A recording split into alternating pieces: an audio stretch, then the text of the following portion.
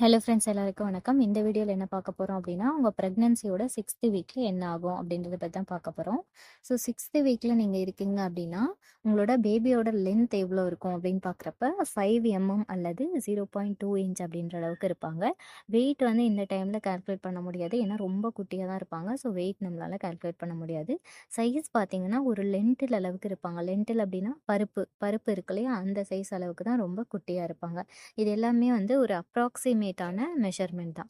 So இந்த டைமில் என்னென்ன ஆகும்னு பார்த்தீங்கன்னா, ஸ்கின் வந்து டெவலப் ஆகும் மெயினாக. ஸோ 6 வீக்ஸ் ப்ரெக்னெண்ட்டாக இருக்கும்போது எல்லா பார்ட்டுமே வந்து உங்கள் பேபியோட உடம்புல எல்லா பார்ட்டுமே க்ரோ ஆக ஸ்டார்ட் ஆகும். இதுதான் ஒரு ஸ்டார்டிங் டெவலப்மெண்ட் ஸ்டேஜ். ஸோ அதில் பார்த்தீங்க அப்படின்னா, உங்களோட பேபியோட ஸ்கின் வந்து ஃபார்ம் ஆக ஸ்டார்ட் ஆகும். இந்த டைமில் ஒரு தின் லேயர் மாதிரி ஃபார்ம் ஆகும். அதாவது தோல் வந்து ஒரு தின் லேயர் மாதிரி ஃபார்ம் ஆகும். அதுதான் உங்கள் பேபியோட முழு உடம்பையும் கவர் பண்ணும். ஸோ இந்த டைமில் உங்களோட பேபியோட உடம்புல ஒரு டெயில் மாதிரி, அதாவது வால் மாதிரி ஒரு உறுப்பு இருக்கும். இது பார்த்தீங்க அப்படின்னா, இந்த தவளையோட ஒரு குட்டி இருக்கு இல்லையா, அது மாதிரி தான் இருப்பாங்க. ஸோ இந்த டைமில் 6th வீக்கில் அந்த மாதிரி தான் இருப்பாங்க. ஆனா கொஞ்சம் கொஞ்சமா உங்க பேபியோட உடம்பு வந்து டெவலப் ஆக ஆரம்பிச்சதுக்கப்புறம் அந்த வால் பகுதி வந்து மறைஞ்சிரும். ஸோ ஸ்கின் மட்டும் இல்லை, 6th வீக்கில் அவங்களோட டைஜஸ்டிவ் சிஸ்டம் அப்புறம் லங்ஸும் ஃபார்ம் ஆக ஸ்டார்ட் ஆகும். அது எல்லாமே வந்து ஏர்லி ஸ்டேஜ் ஆஃப் டெவலப்மெண்ட்டில் இருக்கும்.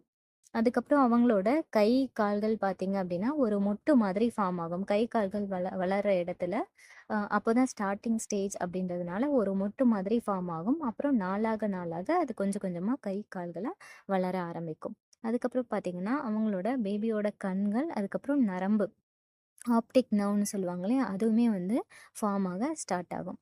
அது மட்டும் இல்லாமல் நாஸ்ட்ரில்ஸுமே இந்த டைமில் ஃபார்ம் ஆகும். நாஸ்ட்ரில்ஸ் அப்படின்றது மூக்கு துவாரங்கள், அதுவுமே இந்த டைமில் 6th வீக்கில் ஃபார்ம் ஆக ஸ்டார்ட் ஆகும்.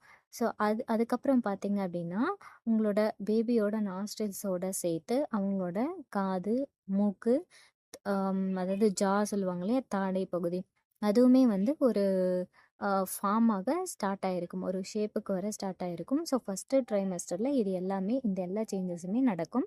ஸோ உங்களோட பேபியோட வளர்ச்சிக்கு இது ஒரு ஸ்டார்டிங் ஸ்டேஜ் அப்படின்னே சொல்லலாம். இதுக்கப்புறம் அவங்களோட எல்லா உறுப்புகளும் கொஞ்சம் கொஞ்சமாக வளர ஆரம்பிக்கும். ஸோ இந்த வீடியோ பார்த்த எல்லாருக்குமே ரொம்ப நன்றி. ஏதாவது டவுட் இருந்தால் கமெண்ட்ஸில் கேளுங்க.